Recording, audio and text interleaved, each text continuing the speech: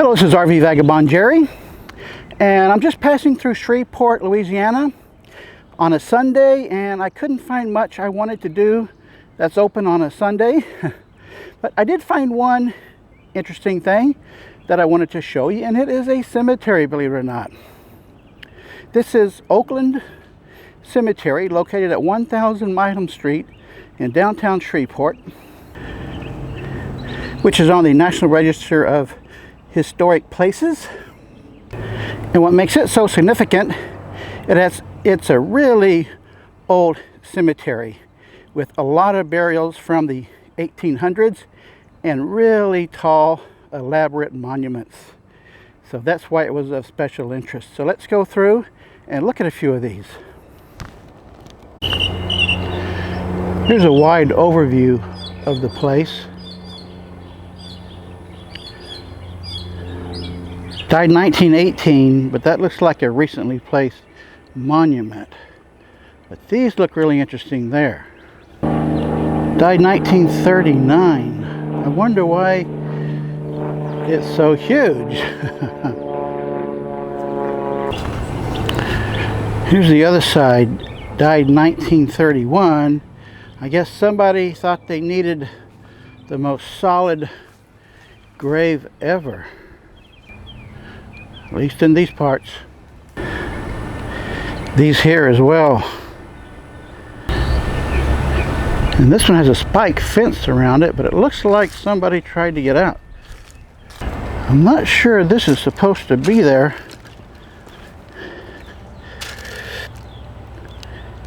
Died 1861.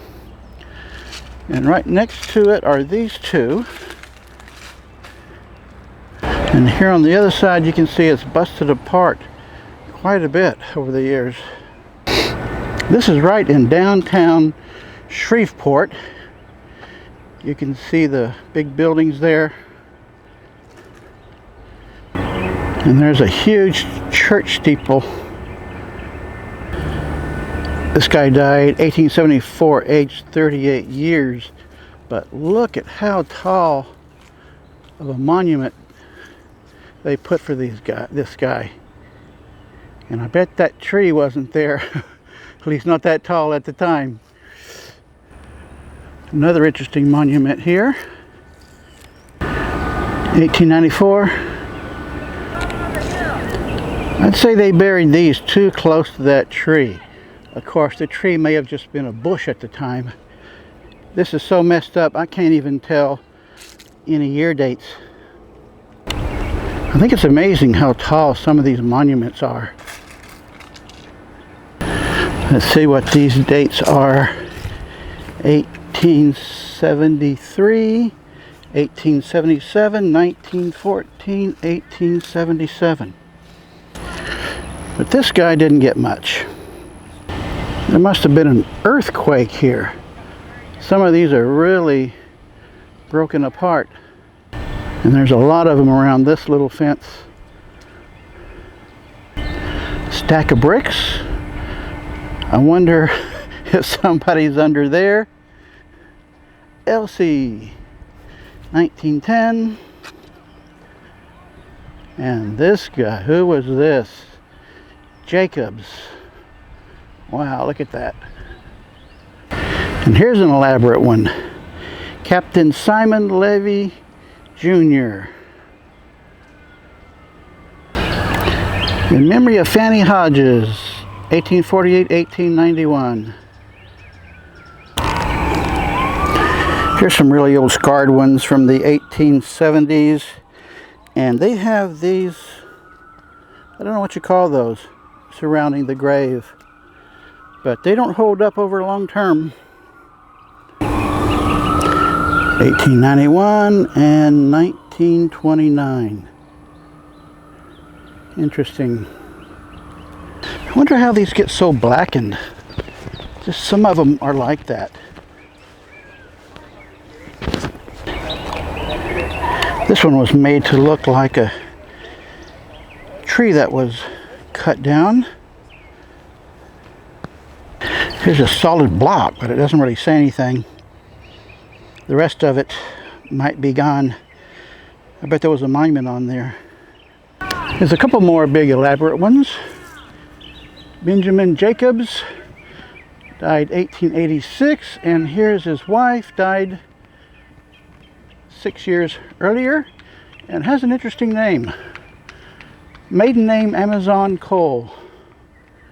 I wonder what caused this to fall off of its platform.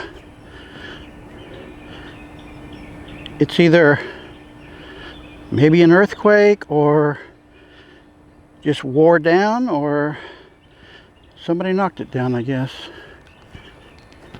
And these as well have cracked apart and fallen. Foster got what looks like a mini Washington monument. This is for Marie Epps Ross, died 1898. This looks like it met some mishap. Looks like there was a flag in that hole in there, and it has some pretty fresh firewood in front of it. Interesting, I've never seen that before. Somebody went to a lot of trouble building this one. And this family has steps, concrete steps going up into their family plot.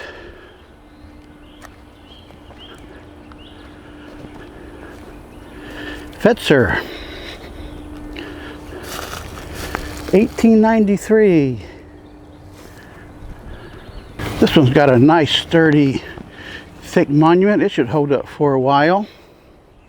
You know, this is the big difference between the old days and modern cemeteries.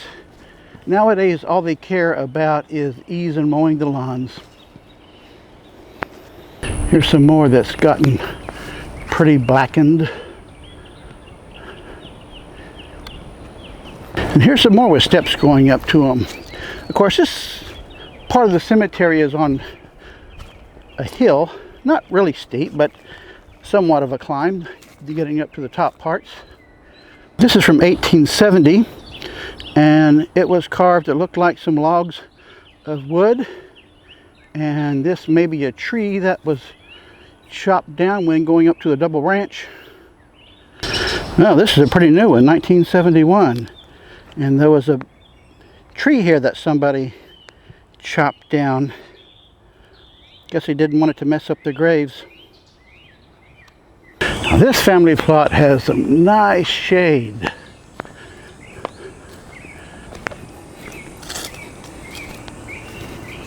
And some really tall monuments.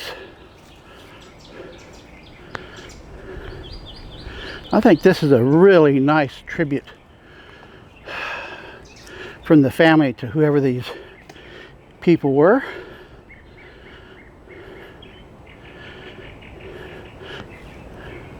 Got several last names on these. Well, here's a really elaborate structure, but this is interesting. It's from 2011, and there are some pretty fresh flowers here. Most of these really old cemeteries are full, can't take any more, but I think here some people bought out plots so that when people die in the future they get into the graveyard. I notice there's only a few here that have red granite, and this says 1903, but it's obviously a recently placed monument. This says Delia B. Kennedy, but it doesn't have any dates at all. However, on the other side, it does have a message. Hope casts the germ of heavenly love. Faith sped the crowning tree to bud and bloom in realms above, the flower of charity. Well, folks, if you found this interesting, whenever you're passing through a city and you don't find anything right away that you want to do, you might do an internet search for really old cemeteries. Some places they call them pioneer cemeteries, and take a walk through on a Sunday afternoon. You might really enjoy it if you're at least somewhat of a cemetery buff like I am. Good day, folks.